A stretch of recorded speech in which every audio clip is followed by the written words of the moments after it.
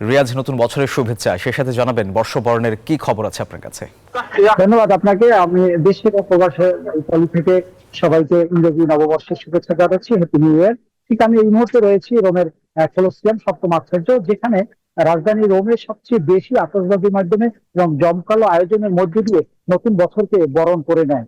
আর আপনি এই নতুন বছরের ইতিহাস যদি জানতে চান, সেক্ষেত্রে কিন্তু এই ইতালি থেকেই নতুন বছরের খ্রিস্ট সালের থেকে গণনা শুরু করেন, যিশু খ্রিস্টের জন্মের পর থেকে। আর এ কারণে এখানকার মানুষ, ইউরোপিয়ান নাগরিকরা এবং যারা রয়েছে বিশেষ করে ইতালি, তারা নতুন বছরকে বিভিন্নভাবে উদযাপন করে, ব্যাপক আতশবাজি, ওপেন কনসার্ট সহ বিভিন্ন ভাবে উদযাপন করে থাকে। এই মুহূর্তে কিন্তু রোমের কলোসিয়াম, যেখানে সবচেয়ে বেশি সরকারিভাবে এবং ব্যক্তিগতভাবে আতশবাজির মাধ্যমে নতুন বছরকে বরণ করে নিবে, সেখানে কিন্তু জড়ো হতে শুরু করেছেন পর্যটক, বিভিন্ন দেশের নাগরিক এবং বিশেষ করে ইতালিয়ানরা কিন্তু তারা জড়ো হতে শুরু করেছেন। আরেকটি বিষয়, আপনি যে বলছিলেন যে এই বছর কিন্তু যুবলী হওয়ার কারণে, অর্থাৎ খ্রিস্ট জয়ন্তী হওয়ার কারণে তাদের মধ্যে কিন্তু নতুন উদ্দীপনা, কারণ এই নতুন বছর 2025 সালে কিন্তু তারা এই নতুন বছরে নিজেদের পাপ মোচন করবে এবং ধর্মীয় ব্যাপার রয়েছে, ভ্যাটিকান সিটিতে যাবেন এবং 2025 সাল হবে তাদের নিজেদের পাপ মোচন।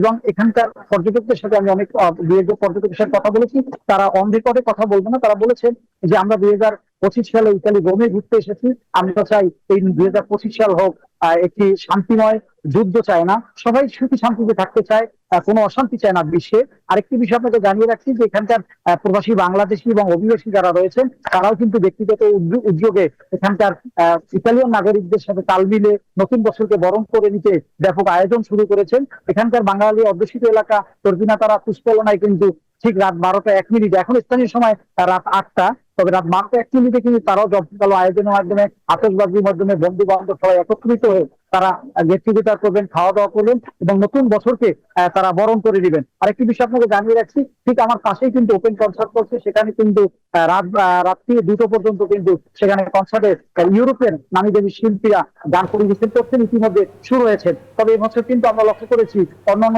বছরের তুলনায় কিন্তু ঠান্ডা কম। এই কারণে টুরিস্ট পয়েন্ট গুলোতে, অর্থাৎ ভ্যাটিকান সিটি, ট্রেভি ফাউন্টেন এবং কলোসিয়াম, বিশেষ করে পর্যটকরা কিন্তু রাত 8টার মধ্যে আসতে শুরু করেছেন এবং তারা জায়গা দিচ্ছেন, কারণ এরপরে কিন্তু অনেক দূর থেকেই তারা নতুন বছরকে উদযাপন করতে হবে। অর্থাৎ মেইন কলোসিয়ামের এই আশ্চর্যজনক স্থানে কিন্তু কাছাকাছি তারা আসতে পারবেন না। আবার অনেকেই, আপনি শুনতে পাচ্ছেন যে ইতিমধ্যে আতশবাজির মাধ্যমে তারা জানিয়ে দিচ্ছেন 2024 সালকে বিদায় দিয়ে 2025 সালকে বরণ করে দেওয়ার জন্য তারা প্রস্তুত। ইতালির রোমের কলোসিয়াম থেকে নতুন বছরকে বরণ করার সর্বশেষ সংবাদ ছিল আমার কাছে। এই এই আপনাকে একটু দেখানোর চেষ্টা করছি যে দেখুন, যে এই যে কলোসিয়াম, এখানে পর্যটকরা ইতিমধ্যে আসতে শুরু করেছেন এবং ঠিক আমি কলোসিয়ামের সামনে দাঁড়িয়ে রয়েছি। এই ছিল আমার কাছে নতুন বছরকে বরণ করে 2024 সালকে বিদায় দেওয়ার সর্বশেষ সংবাদ। জি দর্শক, এই মুহূর্তে যুক্তরাষ্ট্রের নিউ ইয়র্কে আছেন সহকর্মী আরিফুর রহমান, সরাসরি যুক্ত হচ্ছে তার সাথে। আরিফ, আপনাকে নতুন বছরের শুভেচ্ছা জানাচ্ছি। সেই সাথে জানতে চাই যে নিউ ইয়র্কে নতুন বছরকে বরণের যেই উদযাপন, কেমন দেখছেন? সব মিলিয়ে বর্ষবরণের খবর জানাবেন আমাদের। একটু আগে ইতালি সহকর্মী নতুন বছরকে কেন্দ্র করে ইতালি প্রবাসী বাংলাদেশি সহ যে খবরটি আপনার কাছে তুলে ধরেছেন, ঠিক এখানেও কিন্তু তার ব্যতিক্রম না। ব্যাপারটি হলো যে এখানে যে আয়োজন কেন্দ্র করা হয়, মূলত মূল আয়োজনটি হয় নিউ ইয়র্কের টাইম স্কোয়ারে। তা আপনি জানেন যে নিউ ইয়র্কের টাইম স্কোয়ার সকল বাংলা ভাষাভাষী থেকে শুরু করে পৃথিবীর বিভিন্ন দেশের মানুষ, অর্থাৎ নিউ ইয়র্কে যারা বসবাস করে, তাদের মূল কেন্দ্রবিন্দু হয় নিউ ইয়র্কের টাইম স্কোয়ার।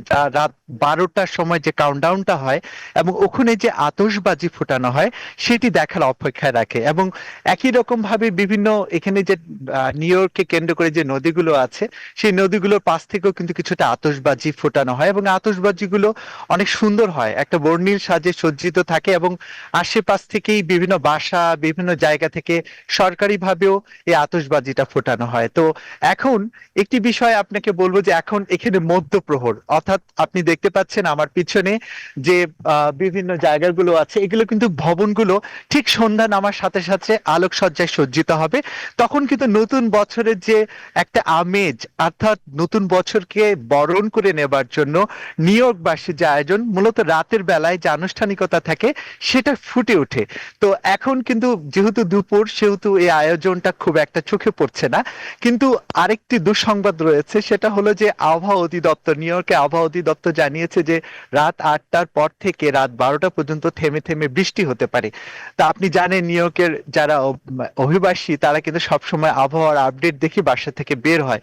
তো সেক্ষেত্রে বৃষ্টি হলে বাহিরের যে আয়োজন সেটি কতটুকু পরিপূর্ণতা লাভ করবে তা কিন্তু এখন বলা যাচ্ছে না। তাই যারা আবহাওয়া অধিদপ্তরের খবরের উপরে বিশ্বাস রাখতে চান তারা চেষ্টা করছেন বিভিন্ন ক্লাবে, বিভিন্ন বাসায় আয়োজনের মধ্যে দিয়ে কিভাবে এই নতুন বছরকে তারা বরণ করবে সেদিকে কিন্তু এখন বিশেষ আমি লক্ষ্য রেখেছি। কারণ অনেকের সাথেই কথা বলেছি, তাদের কথা একটি ছিল যে যদি বৃষ্টি হয় তাহলে বাহিরের এই আয়োজন কতটুকু পরিপূর্ণতা হবে তা কিন্তু তারা ভেবে দেখছে। তো সব মিলিয়ে নতুন বছর শুভকামনা, এবং সবকিছু মিলিয়ে এখানকার বাংলা ভাষাভাষী মানুষ ও পৃথিবীর বিভিন্ন দেশের মানুষ যারা আছে সবার প্রত্যাশা একটাই, নতুন বছর হোক আনন্দময়, নতুন চ্যালেঞ্জিং হোক, কর্মময় হয়ে উঠুক, সবকিছু কাটিয়ে তারা যেন একটা সুন্দর ভবিষ্যতের দিকে এগিয়ে যেতে পারে, এটাই সবার এখন নিউ ইয়র্কবাসী প্রত্যাশা। এতটুকুই।